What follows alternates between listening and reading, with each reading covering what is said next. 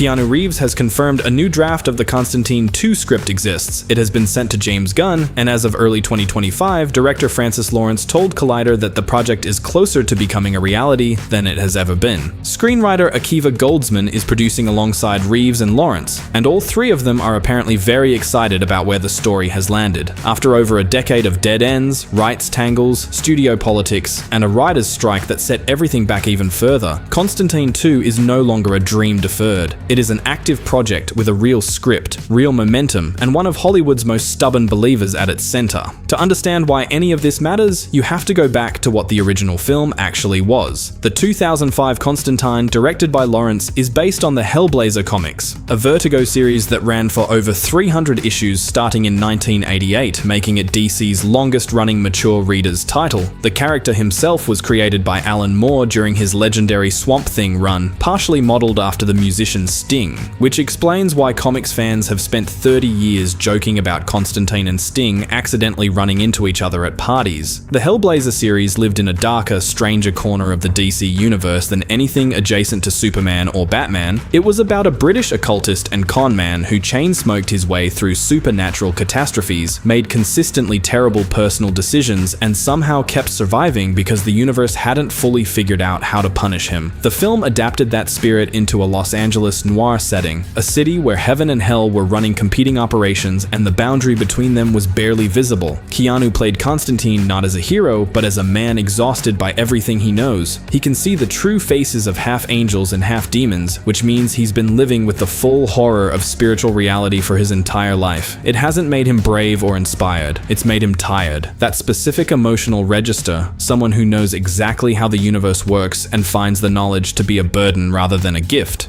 is what made the film resonate with audiences even after critics largely dismissed it. Tilda Swinton's Gabriel, androgynous and immaculate, and secretly seething with resentment toward humanity, was one of the most genuinely original takes on an archangel ever put on screen. Peter Stormare's Lucifer, barefoot, rolling up his white pants legs, utterly calm and utterly terrifying, remains one of the best devil performances in cinema history. The movie wasn't perfect, but it had a soul, which is more than you can say for a lot of superhero films from that era.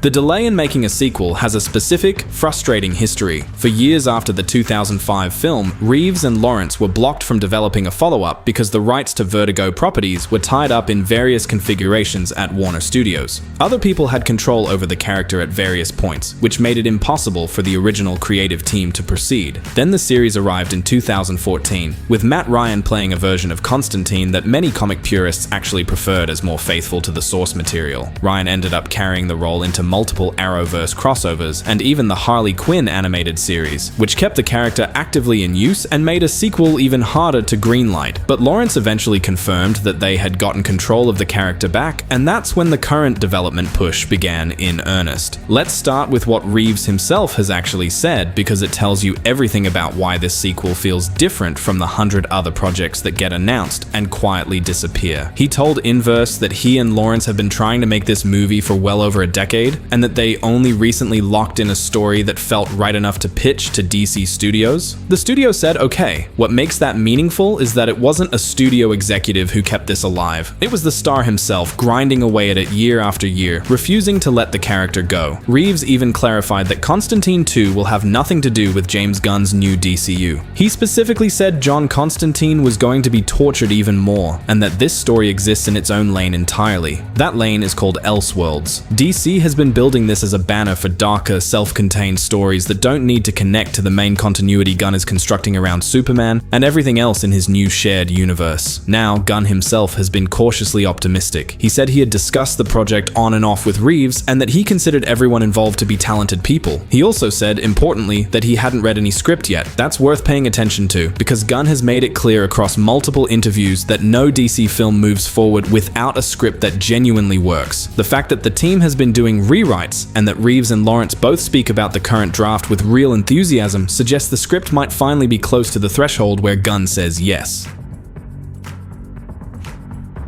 Interestingly, There are reports that Gunn mentioned meeting with a major star about a separate DC Elseworlds project even before Superman started filming, and fan speculation immediately zeroed in on Keanu Reeves. If that meeting happened, and if Gunn gave the team specific feedback that led to a significant script overhaul, it would explain a lot. It would explain why the current draft reportedly impressed Reeves, why Lawrence is suddenly so vocal and positive in a way he wasn't a year ago, and why the project feels like it has real institutional support now rather than just being a passion project waiting for the right moment. Francis Lawrence has admitted in interviews that the original cut was actually more restrained than he intended, because the studio fought for a PG-13 and then got handed an R rating from the board anyway. The version audiences saw was a compromised version of what he had in mind. He said that for the sequel, they're fully committing to the R rating from day one, which means building a film that's scarier, darker, and more visceral than the first one. The creative team has described the current story as something that comes primarily from their own 20 years of thinking about the character, rather than a direct adaptation of a single comic arc. Lawrence told Collider they've gone through a lot of the Hellblazer material, and while there are probably elements pulled from specific runs, the core of the story is original. That's a promising sign, because it means they're not trying to do a greatest hits adaptation. They're trying to make a film that emerges organically from where the first one left off, and that ending set up a lot. Constantine sacrificed himself to save the world, which should have earned him direct passage into heaven. Lucifer, unwilling to lose that soul, dragged him back to Earth and healed his cancer as a punishment rather than a reward. The logic is almost elegant in its cruelty. You did the right thing, so I'm keeping you alive long enough to do the wrong thing eventually. The sequel's entire dramatic engine lives inside that setup. Constantine now exists under a kind of spiritual surveillance, knowing that Lucifer is watching and waiting for him to slip. Every demon hunt he runs, every morally compromised choice he makes in service of a greater good, puts him one step closer to forfeiting what he almost earned. Peter Stormare has been the most talkative member of the returning cast. He's confirmed he met with Reeves to discuss their plans for the sequel, and his return has been reported by multiple outlets. The early draft of the script that Keanu rejected, according to Stormare, was crammed with action set pieces, stunts, and shootouts that belonged in a completely different kind of movie.